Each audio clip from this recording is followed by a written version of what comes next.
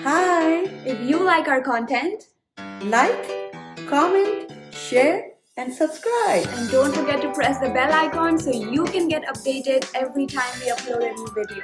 Let's see what's cooking today. Hi, Shamsa here. Welcome to Burpees. Happy to have you here.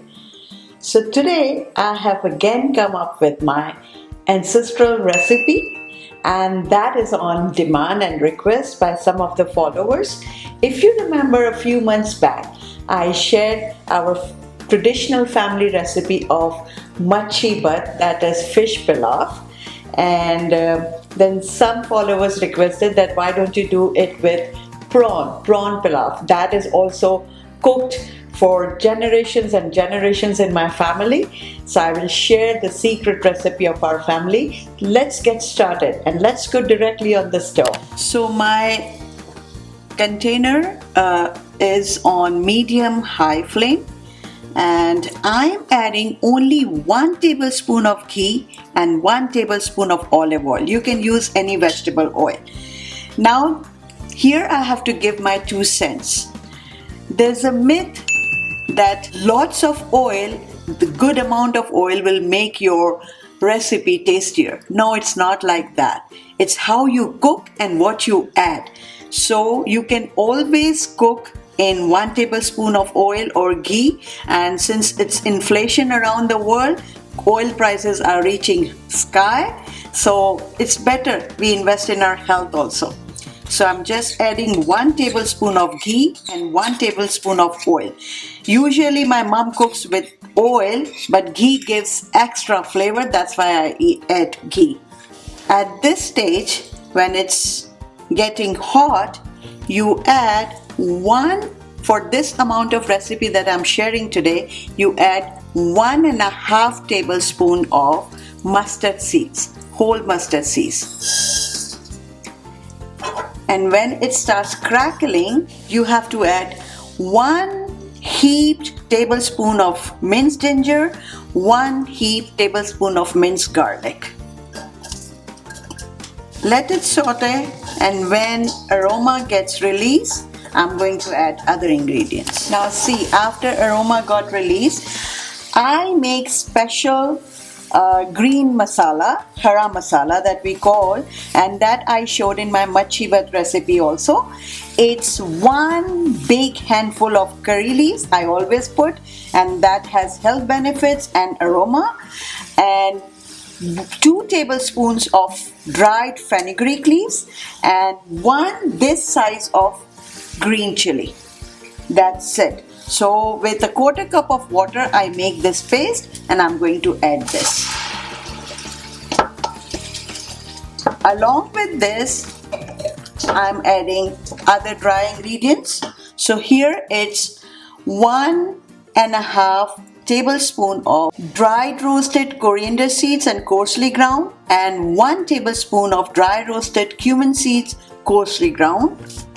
Now since this is prawn pulao, it has to be yellow in color, so I have taken 1 heaped teaspoon of turmeric powder. It depends how yellow you want. 1 teaspoon of Kashmiri red chili powder, and salt to taste. Usually my standard is 1 teaspoon of salt while sauteing masalas, and with rice we will add more salt. Mild green chilies at the same time so that it gives flavor, and dill, fresh dill leaves, as I put in my machi bhat also. Dill has very cooling properties, so it gives you soothing effect when you eat. The heat of meat, that is prawn and fish, gets balanced out with dill, and it adds to a lot of aroma and flavor.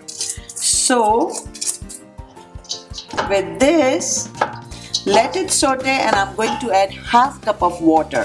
So let all the masala and fresh dill all get cooked, and then I will let you know what I'm going to add next. So see, after 2-3 minutes of sauteing masalas with fresh dill leaves, I am adding approximately 500 grams of this size of prawn. So it's large prawn, medium to large size, and I'm going to mix it right now so that the flavor of prawns get infused with all the masalas.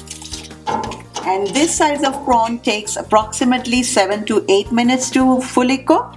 And usually I put potatoes also. So you want to skip potatoes, you can skip potatoes. And as I showed you in my biryani recipe also, I always boil potato with some turmeric powder so that starch gets washed away and you don't have to fry. But if you want to fry, you have to fry at the stage when you have put all the masalas. So that's it. So I will show you when I'm going to add rice, and I'm going to cover it right now. So when you see that prawns are 90% done, you have to add rice. Now here I have 2 full cups of basmati sela rice. Why I take basmati sela rice for all my rice dishes? As I told you in biryani also, that this is parboiled and it doesn't break. So it doesn't spoil the presentation of your dish. I'm going to saute rice a bit with all the masalas and prawn, and then we are going to add water and the required amount of salt for rice.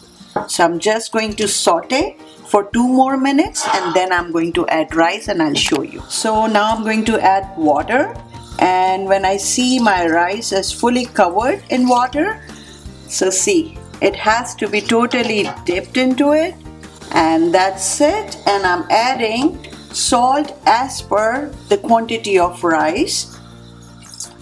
So it depends on you, your taste. And I'm going to half cover it and the game is over.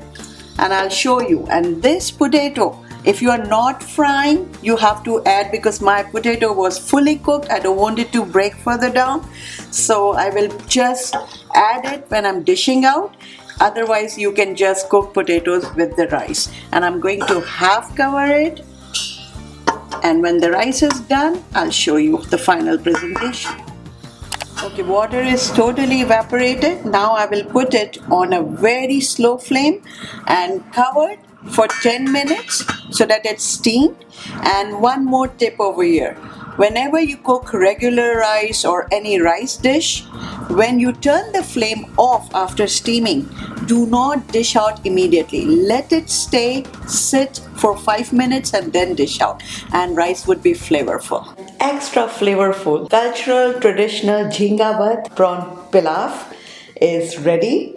And I grew up eating this. Every Sunday my dad used to tell my mom, cook this on Sunday when he was home.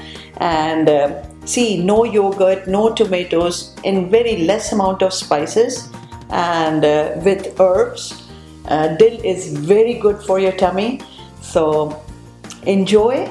And this can be eaten throughout the year. So let me taste it, how it turned out.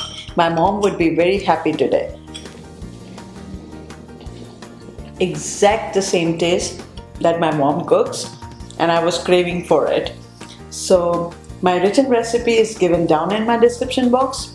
Grab it and make it. And see you soon with another healthy yumminess. Bye.